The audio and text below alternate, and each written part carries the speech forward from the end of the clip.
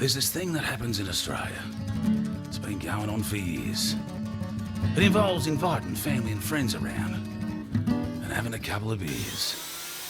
It happens mostly when the sun comes out, and it can last into the night. It's a guaranteed solution to make everything all right. You know what it is?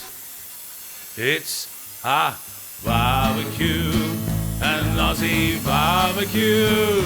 It's a barbie, it's a party, it's fair income and true blue. Barbecue, it's what we do, an Aussie barbecue. From Phuket to Parramatta, really doesn't matter. You're a hipster, fashionista or a dag.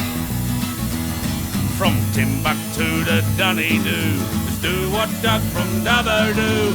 Grab yourself a bevy and a snag. It's a barbecue, an Aussie barbecue. It's a barbie, it's a party, it's fair income and true blue. Barbecue, it's what we do, an Aussie barbecue.